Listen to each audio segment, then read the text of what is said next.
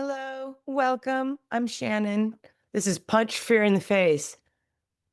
I wanted to talk about the ego because if you learn to let go your ego, I think that's part of punching fear in the face. It's a topic I struggle with, right? Is my ego my amigo, or is it my worst enemy that brings on all my troubles? For example, if your ego wasn't involved in so many things, you could not be touched. You could not be emotionally hurt. If we truly were sovereign in how we felt about ourselves, wouldn't our ego be protected? If we instead let confidence lead the way, wouldn't we all feel at peace? If we let go of our egos, wouldn't we have less stress? Because think about it. Your ego tells you what you must do. You have to do this, you have to do that in order to be worthy, but in your own eyes, right? It's your own bullshit. Basically, it's your ego. Your ego tells you that you're a piece of shit because of something someone said that hurt you, right? But if you're hurt or you're pissed, your ego was bruised, right? And I from my own life, I know that if you said something to me that was about myself that I'm truly confident about, then I don't care. It doesn't bother me. It doesn't affect me. For example, if you say to me, "Oh my God, you're so stupid," I would be hurt because that's my insecurity. But if you said to me, "You are so ridiculous," I would laugh and say, "Yeah, so what? I think you're ridiculous." I mean, if you are seeing what I'm wearing right now, I'm wearing a cow. I'm in my pajamas still. There's snow outside. I'm coming to you from my ranch in Tehachapi, California, and it's cold, so I'm in my pajamas. So what? I'm ridiculous. Who cares? But don't call me stupid. Uh, so what is our ego? The ego, though, is our amigo because we need it just to do the simple things like, just getting up, taking a shower, brushing your teeth, going to work. We couldn't function without wanting to do something for ourselves, wanting to take care of ourselves. It's in our nature to have an ego. Uh, we have to have that. We must believe in ourselves and our dreams in order for them to manifest, right? We're always told that our lives are as big as we can imagine them, and we have to believe in ourselves for that, in order to manifest it. We have to get up, we have to take showers, we got to move forward, get dressed. Even though I didn't get dressed today, I often don't get dressed, but see, I'm semi-retired, so don't do what I did get dressed for a long time, very many years. Trust me. Got up. Self-care is self-love, right? And self-love is everything. Because honestly, you have to love yourself and give yourself love so you can give other people the kind of love you want to give them, right? You have to your vibration, so you lift your vibration to that of the experiences you want to attract into your life. Your cup must be full. So is the ego the cup runneth over? Like, how much self-love is too much? When does it cross the line into being self-centered or egotistical? I don't know. I'm asking you. That's why I'm here. I struggle with this, right? I believe quiet confidence is the answer, right? Easier said than done because we all have these deep emotional wounds.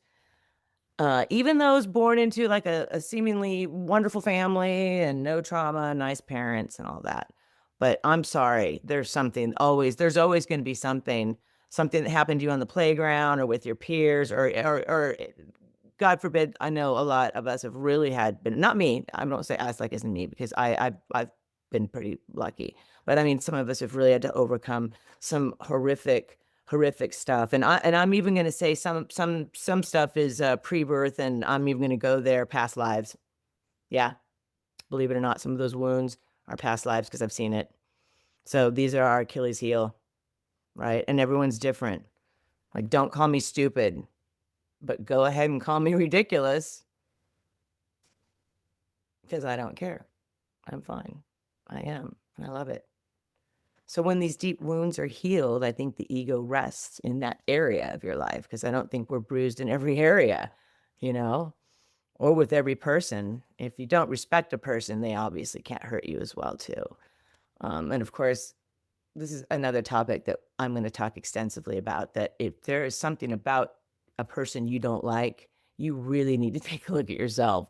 But that's a whole other episode, because I could talk forever about that. But, I've done a lot in my life out of what I thought was obligation or my duty. And, I'm finally here to say, fuck that. I was not taking care of my heart's dreams, and my ego paid the price. You know why? I was not confident in who I was, because I was not being authentically myself in a lot of ways. I was not building my self-esteem. I was continually dismantling it by perceived failures, by trying to do what was not in my nature to do. If you stick with what's in your nature and do what you want, you feel better. And I'm not saying you're not there for other people, because that's what because you want to be there for other people. I mean, some people want to be there for other people, but here you go again. Why do you want to be there for other people? Because it makes you feel good. See, the martyr thing, that's a little bit of the ego out of balance, not enough self-love, but you can't escape the ego, because when I volunteer or take care of someone, I guess it's a stroke of my ego, right? And that's okay. You just can't escape this dilemma. And I think it's a balance of letting go and being confident in who you are and at peace, loving yourself enough to believe in your dreams and doing what, you know, serves the soul. There it is. Serves the soul, not the ego, right? Do what feeds your soul and you will feel at peace. Because I do all sorts of ridiculous things that feed my soul, and I love it. That's why I don't care if you think I'm ridiculous. I own it. But stupid? If you call me stupid, I'd have to relive some childhood trauma when someone must have called me stupid and I believed it, right? So that stuff's real, and there's a lot of those little things. I had a memory when I was 14. My mom signed me up for a pumpkin carving contest at the local bank, and I was 14. I was so excited. I made this all black cat pumpkin, and I went down there, and I was the oldest contestant. I was so embarrassed. And all these kids had these amazing pumpkins whose parents obviously helped them, but they were elaborate and everything. And I won grand prize, and it was like this big giant stuffed tiger, lion. Um, so I'm telling you this story because I didn't feel I earned it. I was embarrassed to be the oldest one, but they could tell I did it myself. That was why I got it. And I'm here to tell you that's the only thing I've ever won, ever been in first place. Like, I've never won first place in anything. I've never been the top of anything except for a pumpkin carving contest in Woodland Hills, California, 19, God, who knows, 70, 80. I can't do the math. Late 70s, early 80s, early 80s, probably, whatever. But the ego, right? So we all have those things. And how do you get over it? Well, you have to do the work, honestly. You have to first of all learn to recognize the wounded ego. Recognize it for what it is and let it go. Let go the ego. Feel at peace knowing who you are meant to be, because you were born to be you. And when you trust your soul's desires and slowly know thyself, you can learn to accept thyself. Be unapologetically yourself. That's the work. Change your mindset to ego is my amigo when it takes care of me and my best interest.